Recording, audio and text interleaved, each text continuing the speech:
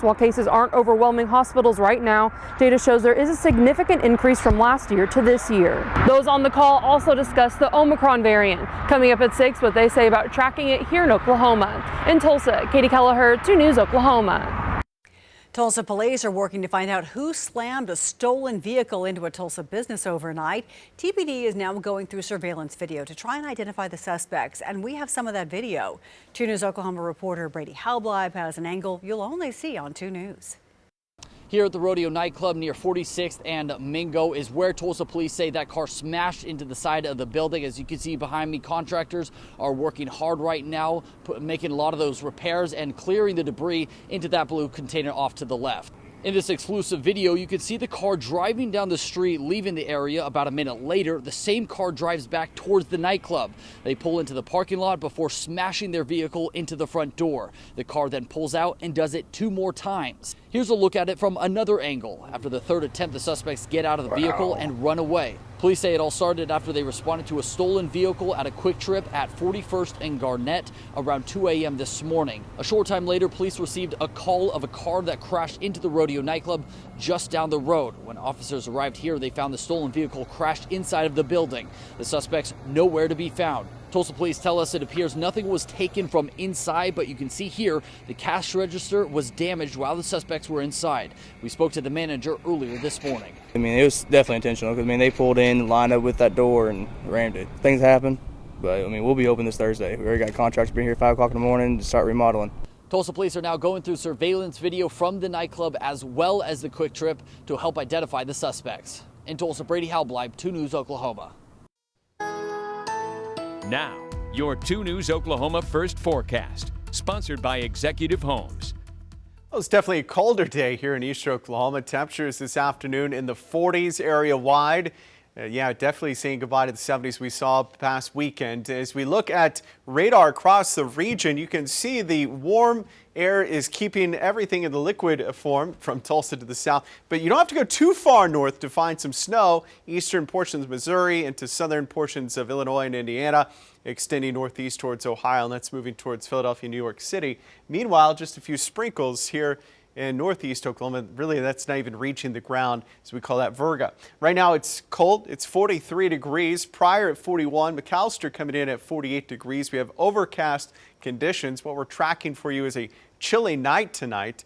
But then we're going to talk about record warm temperatures and unseasonably warm weather. We're already pacing to be the warmest December on record so far in all of our history books. So that's pretty remarkable. Slightly cool air does arrive for the weekend. We'll tell you about that. It's more Pacific in origin. All the details with your 10-day forecast coming your way in just a few minutes. All right, thanks, Mike. Welcome back. Well, President Joe Biden and First Lady Jill Biden marking today's 80th anniversary of the attack on Pearl Harbor with a visit to the World War II Memorial in Washington, D.C. The attack on December 7th, 1941, killed more than 2,400 service members and civilians. Today, the president touched a wreath at the memorial and saluted. The First Lady laid a bouquet honoring her father, who was a Navy signalman in the war.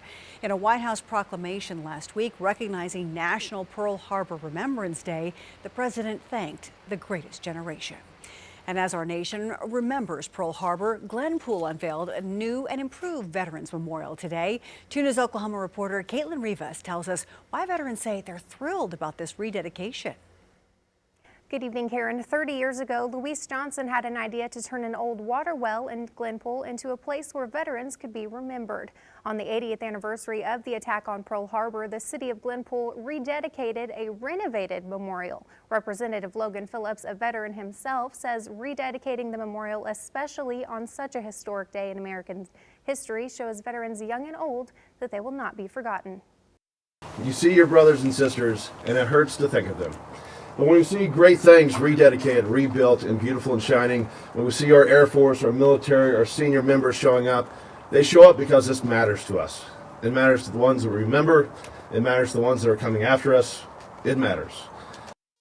Phillips says it's important to show veterans we are thankful for them now more than ever. He says today's rededication ceremony does just that, a shiny new monument to show respect and thanks. Today's memorial rededication also naming Glenpool as a Purple Heart City for its continued dedication and support of honoring America's combat veterans. Coming up at 6, you'll hear more from today's speakers and what this rededication means for the city of Glenpool. In studio, Caitlin Rivas, 2 News, Oklahoma. Thank you, Caitlin. Well, many gathered today at the War Memorial in Oklahoma City to honor veterans of Pearl Harbor.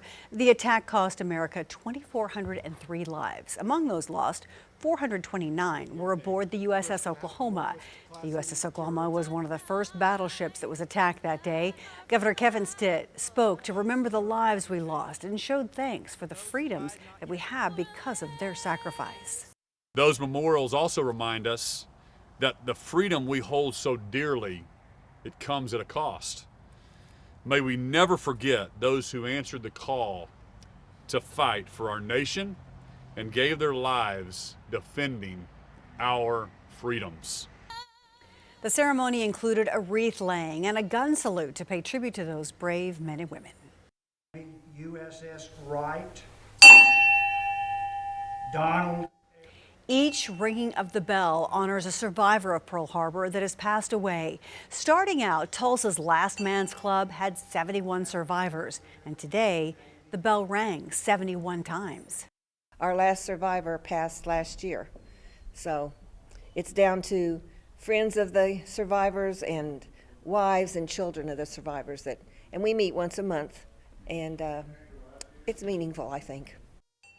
The club gathered today for the 80th anniversary of Pearl Harbor to remember and honor their loved ones. Well, after last year's lockdown, stores and shoppers are gearing up for a huge holiday shopping season. The nostalgia factor is big for consumers. I think we've all missed a sense of normalcy. But between inflation and supply chain problems, that sense of normalcy, well, it could come with a big price tag. Still ahead, which big ticket items are hardest hit and how to find alternatives for a better price.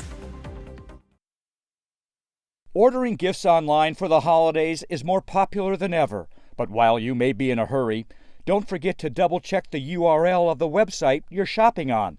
It's easy for scammers to rip off real websites and scam you. So hopefully people can learn from my mistakes. I'm 2 News Oklahoma problem solver Pete Knutson. Coming up at 6, find out how to spot a fake website so you don't get ripped off as we count down the 12 scams of Christmas. Thanks, Pete. Well, for many families, inflation, it could not be more pronounced at a worse time. The Consumer Price Index shows that this holiday season, prices are up more than 6% from a year ago. They've risen an extra 1% just over the last month as people buy gifts. Dan Grossman looks at how inflation is affecting holiday shopping and what some people buy.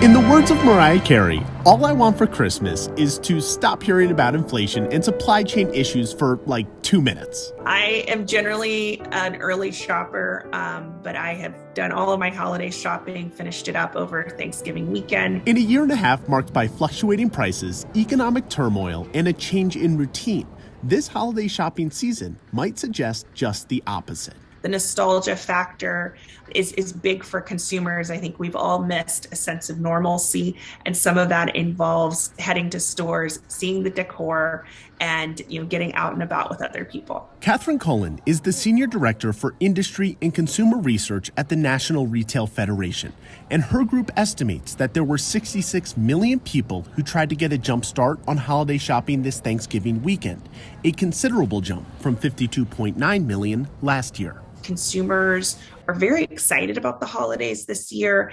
They're in many senses trying to make up for canceled plans and celebrations last year, and they're looking to spend as much, if not more, than they spent in the past. The National Retail Federation says holiday spending this year is projected to grow between 8.5% and 10% from 2020. A big portion of that is electronics, the fourth biggest spending category according to the Federation that has been hit hard by, here's that word again, supply chain issues. Xboxes and PlayStations that debuted last holiday season are still in short supply. If you don't find a deal, a new one could cost you as much as double as its original retail price of $550. But dig a little deeper and you'll find there are some good alternatives.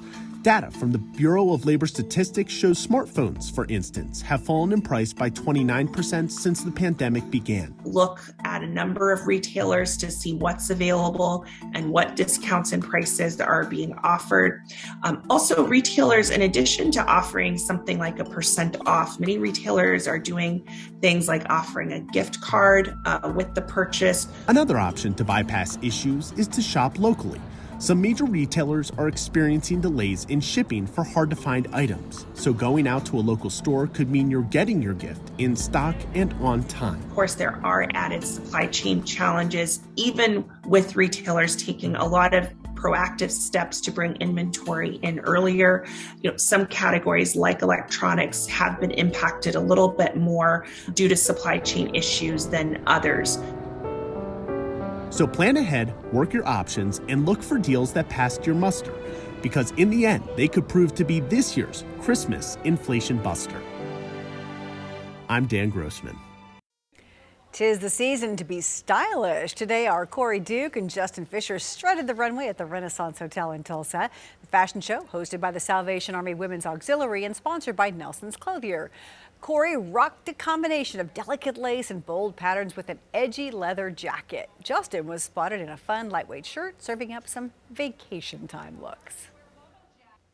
Now, your 2 News Oklahoma weather, sponsored by Executive Homes.